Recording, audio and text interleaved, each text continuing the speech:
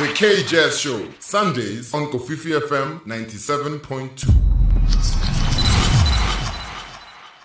This week on the KJazz Show, we journey from Johannesburg to Berlin and beyond in the company of one of Europe's most distinctive musical voices, trumpeter, pianist, composer, producer, and sonic explorer. His name is Sebastian Studnitzky, has spent decades dissolving the boundaries between jazz, classical music, ambient, textures, and improvisation, creating a sound at once, in fact, deeply intimate and expansively cinematic. He grew up in a home that was filled with symphonies and was captivated by the revolutionary spirit of Miles Davis and, of course, driven by an artist's relentless search for sincerity. Studnitzky has become one of Germany's most celebrated contemporary musicians to date. And of course, this September, he joins us in Johannesburg with his acclaimed ensemble, the Euphoria Quartet, as part of Standard Bank Joy of Jazz festivities in 2026.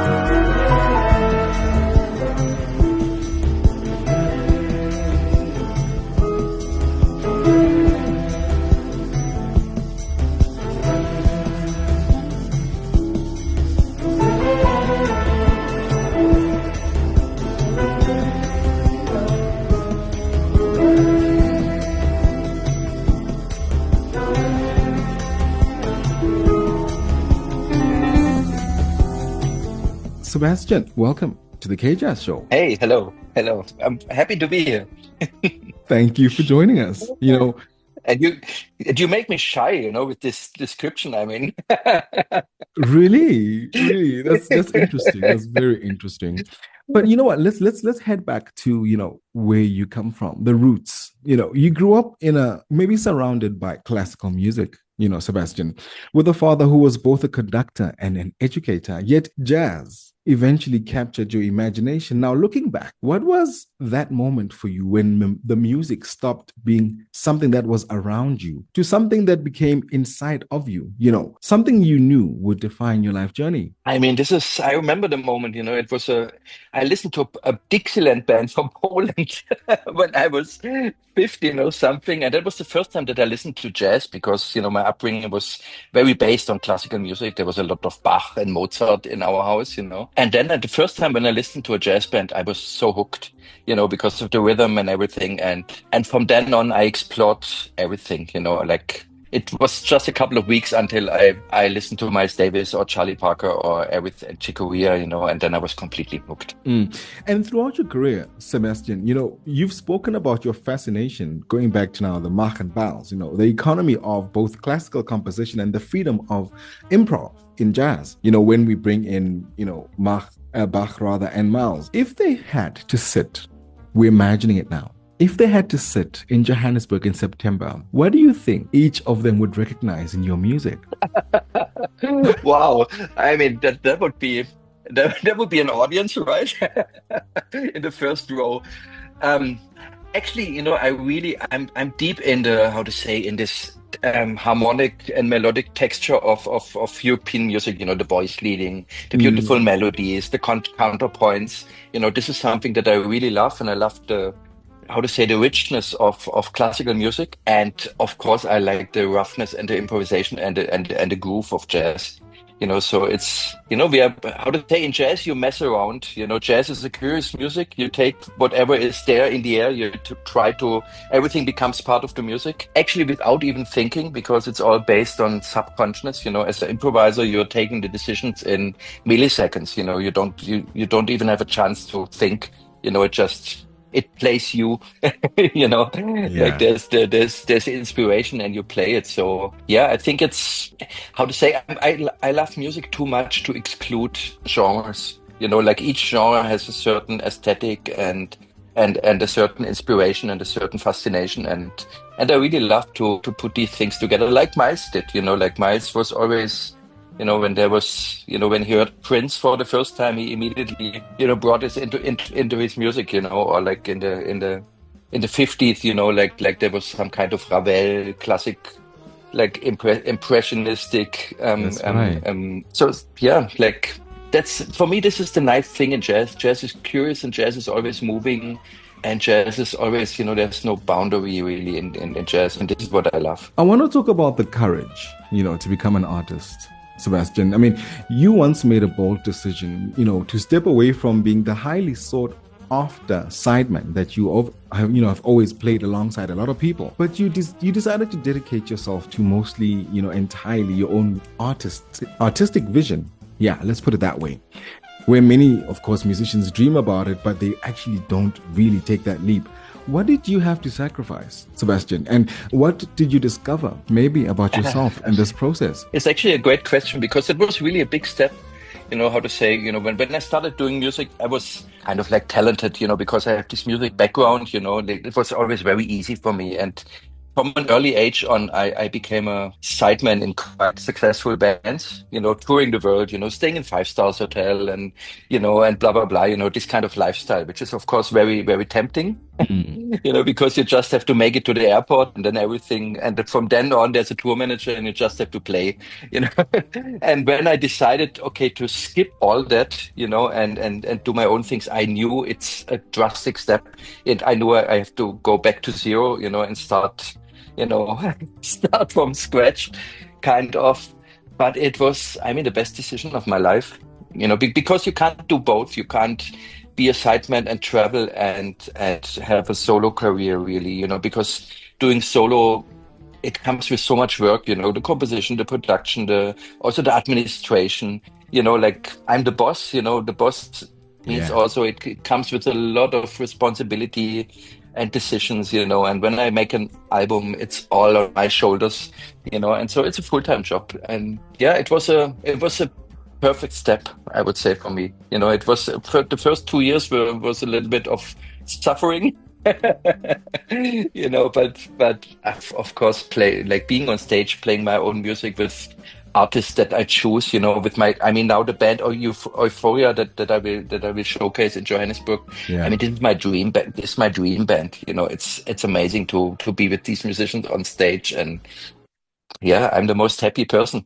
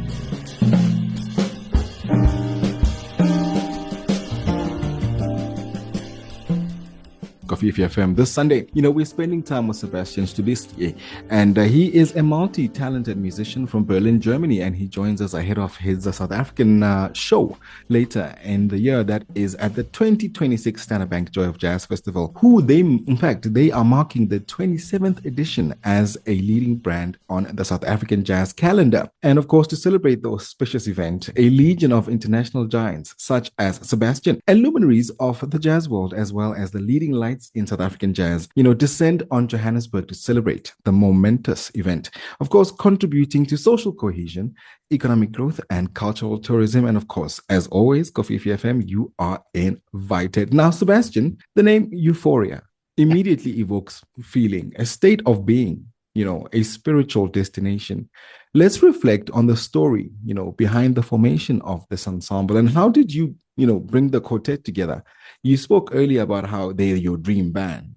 What was the musical conversation that you wanted the group to have from the very beginning? Take us there. But what is special in this band is that each of the musicians is basically a soloist. You can put everybody on stage and they can fill the stage for an hour just playing solo. But also in the same moment, they are so open to collaborate, and so humble to collaborate, because solo also comes with a lot of ego, and these musicians, they have the perfect balance of, they are, if they need to be in charge, they are in charge, they take the space. And if they feel, hey, now the music goes in some other direction, they step back, so actually, what fascinates me most in jazz, besides the musical side, is this kind of, let me call it the improvisation of hierarchy. There's never a boss, like you can think you're the boss because you have a great idea, and half a second later somebody else plays something and the music goes in a completely different direction and you end up following, so it's a constant improvisation of, do I lead or do I follow, and if I lead, then I'm responsible. If I follow, I'm humble and supporting, and finding especially a bigger band, we are a quintet, we are 5 guys, finding a bigger band where everybody, is on the same page with playing this game of hierarchy in a completely fluid way. That's fascinating, and this is actually what is special for this band. Everybody can be the boss in every moment, and we get full support from the rest of the band. I'm actually fascinated to understand, maybe find out for our listeners as well. How does it all come about? Is it just like a random combustion of, it's happening, it's improv? Or is it, okay, Sebastian will start and then we'll see where it goes? Take us through that. Actually, my music is, the songs that I compose, they are quite structured. They're even almost like pop songs, they have nice melodies, they have a very clear structure. But this is only a part of the concert, and the other part is completely free. So we are constantly in this balance of, when we play a song, we are like super focused and play a song, and then there are parts which are completely free improvised. So you have like these both energies. You have the energy of a band that really knows what they want to play, and these fascinating moments when everything is possible. When anything is possible. Of course, we are coming to you from the city of Johannesburg. Of course, a city, Sebastian, that thrives on rhythm, improv, and reinvention, throughout the years. And of course, it can be chaotic. It is beautiful. It's very unpredictable and deeply soulful. Qualifies maybe the qualities, I think, that are often associated with jazz itself when we talk about that, What excites you, about bringing euphoria to South Africa for the Joy of Jazz audience? Let's talk about what your expectations look like. I've been to Johannesburg 2 times, I think. I played there once with Nils Landgren Funk Unit, which is a funk band from Sweden, and once I think with Jazzanova. And also I played Cape Town Jazz Festival a couple of times with Mezzoforte and like these kind of bands. So I've been in South Africa a couple of times. I love it. The vibe is great. And for me as a European musician who loves jazz, to come to the continent where jazz actually comes from, because jazz comes from the beat, jazz comes from the rhythm. This is, it's holy for me. That's right. That's right. Because that's the difference. Like European musicians, we grow up with like classical music, which comes from the brain. It's a lot of thinking. You have all these melodies. And the body is not really, it's not so involved. It's more like a intellectual play. And then coming to a culture where you really feel the deep connection of the music with the body, which is so so important. This is always super super fascinating. And I'm so much looking forward. I'm looking forward because our band is really grooving on on a very high level, and I'm looking forward to see the audience dance. Oh, listen, take it from me. We look forward to seeing you too. We look forward to the energy, the excitement, the what has he got in store for us. Of course, it is our weekly feature here on Coffee FM 97.2. We call it the Jazz Circuit, where we showcase new and contemporary jazz from a global circuit. And of course, jazz adjacent alternatives and interviews with musicians who are redefining, the traditional jazz scene with the interpretation of what it means to, what jazz means to them anyway in the modern day. And of course, we are in conversation this Sunday with Sebastian Studnitzky, and who is one of the headlining musicians this year at the Standard Bank Joy of Jazz in September.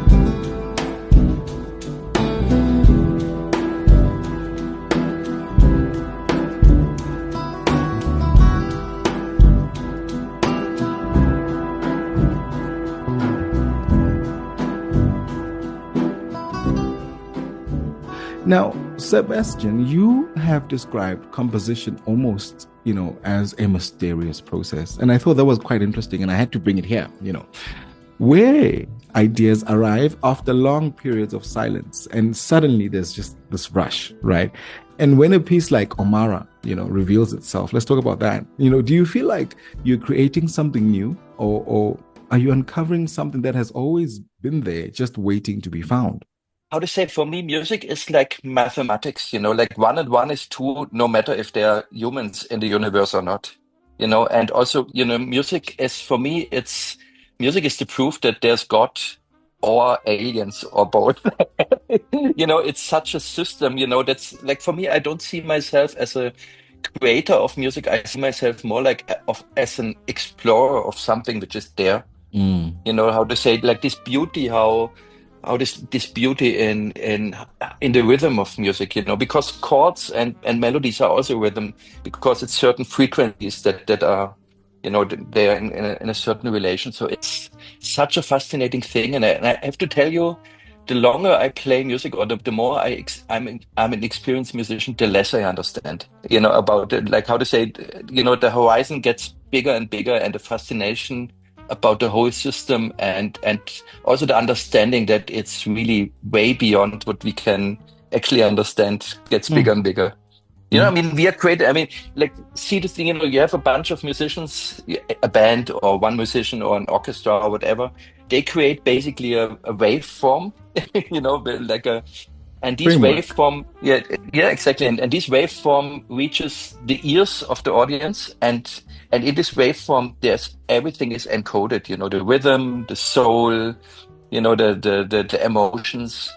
I mean, somebody created this system, and not humans, somebody bigger than humans. And so this is how I see them, like when I compose, these moments when I just have an idea, it comes from the universe, and for me, my ideas are holy. If there's an idea, I have to grab it and turn it into something. Yeah.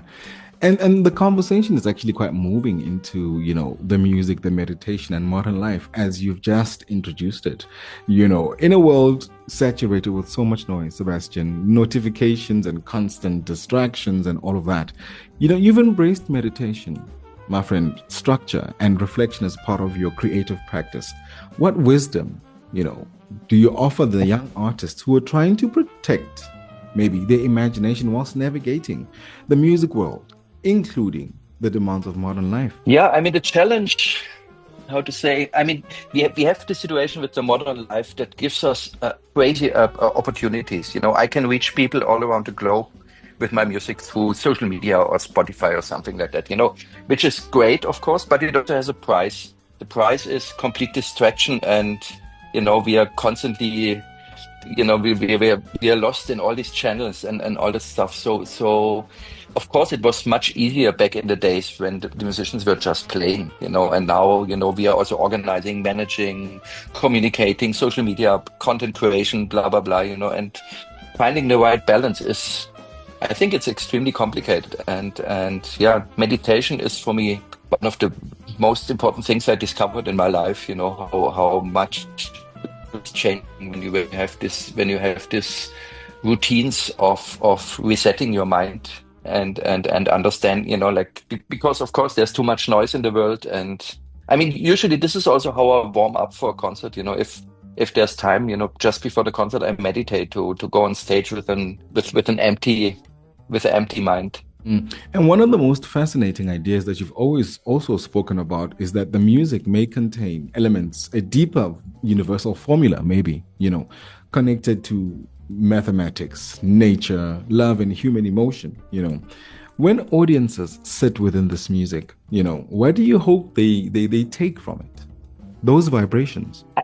For me, it's actually super, super fascinating, especially in jazz, because, how to say, the audience really, I mean, besides the musicians who are playing and maybe some professional musicians in the audience, nobody actually understands what we are doing. Nobody understands that we have kind of like a structure that we are following. Like most people in the audience, they just get a vibe.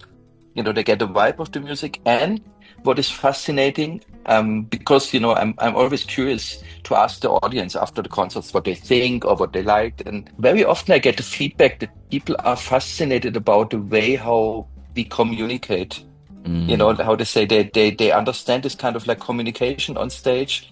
They understand how we like each other, how we support each other. I think this is something which is really important for me too, because music in an ensemble only works if you listen to each other with a certain empathy, and it is something very, very important, So I think if people in the audience maybe see this kind of communication, and also how the musician deal with ego and being humble and follow and support, this is maybe that could maybe be a nice outcome. But I would love to listen to not only to my music, but in general to music. I would love to listen to music from the stage of a non-professional musician, because for me, it's like if I hear music, I understand every note, I can name it, I really understand what's going on, but I would love to be I would love to be naive about music, I would love to listen to it like somebody who is not a musician, to feel. Sometimes I ask my audience, what kind of pictures do you see when you listen to the music? I was about to say that's going to be very interesting, and very difficult to do and decode for you, because it's going to be a 2-day event with a lot of music. So how do you detach maybe different conversation altogether? But we'll have that when I see you, But of course, his name is Sebastian Studnitzky, and he's joining us this Sunday on the KJazz Show. We're talking about the Joy of Jazz Festival, and whilst we have them, we're also decoding, and of course, elements of meditation, his jazz, the quartet, and what he is interested in doing when he comes around in September here on the Johannesburg. I suppose I wouldn't call it shores, but the concrete shores of Johannesburg, as you would know it. And of course, as we close, Sebastian, you and I are getting ready for this festival, and for those who will be experiencing Sebastian Studnitzky and the Euphoria Quartet for the very first time now, at the festival, what can they expect from your performance, and what kind of journey maybe are you inviting Johannesburgers, to take with you, this September? How to say, the music that we are doing is very, very open-minded. In one moment it can sound like classical chamber music. In one moment it can be crazy noise improvisation. In the next moment it can be techno, and it like we are really playing with the genres. And I think this is something maybe could be interesting for the audience, because how to say, like for me, living in Berlin, Berlin is kind of like one of the capitals of electronic music, so that also plays quite a big role. And actually techno and electronic music is quite related to jazz. Because it's also beat, or how it is beat based. It's about a rhythm, and it's also it's almost like voodoo. It's like you play one beat for a long time, continuing. Exactly, and you get in a zone. Like with the beat, and so I think like this combination of these different genres can be very interesting for the audience. And then the band is fun, we are behaving on stage, even if each musician is like a heavy serious artist with a serious background, we behave like kids, like if there's a chance to do some foolish stuff, like we go for it, so I think it will be very interesting. For sure, I call it jazz, it's not jazz, like if you expect a band playing traditional mainstream jazz, that's not what we are doing. We are doing like everything else. Jazz is the middle, jazz is is the vibe, but we are doing like everything around it. Exploratory, I think. And of course, as the feature demands, it's the jazz circuit every single Sunday between 12 and 12:30 here on the KJazz Show. And of course, we're exploring everything that's jazz adjacent. I think you're looking for, Sebastian, but we'll talk about that another time. But however, what has emerged from our conversation this Sunday is that there is a portrait of an artist who understands music is more than just entertainment. You understand the language of wonder, a space for reflection, and a bridge between people, places, and maybe even possibilities. And of course, this September, so South African audiences will have the rare opportunity, to experience that entire vision live with Sebastian Studnitzky and the Euphoria Quartet, who appear at the Standard Joy of Jazz Festival 2026, of course. And if this conversation this Sunday has sparked your curiosity, do not wait until the last note has been played. Do visit thejoyofjazz.co.za to explore the full festival program, and of course, secure your seat at one of Africa's premier celebrations of jazz and creative music. Mind you, I included creative music, right, Sebastian? Amazing. Such a pleasure to talk to you. And I'm looking forward to meet you in person. Oh, it's going to be incredible. Of course, he is from Berlin, coming to Johannesburg, talking about Bach to Miles, from contemplation to euphoria. This promises to be an unforgettable encounter. Of course, Sebastian Studnitzky, thank you so much for sharing your story, your philosophy, and your music with us. Thank you for the invitation. Thanks for the great conversation. Thank you. And of course, look forward to seeing you in September 2026 for the Joy of Jazz Festival. Of course, he is trumpeter, pianist, composer, producer, and sonic explorer. His name is Sebastian Studnitzky. And of course, he was on the KJazz Show.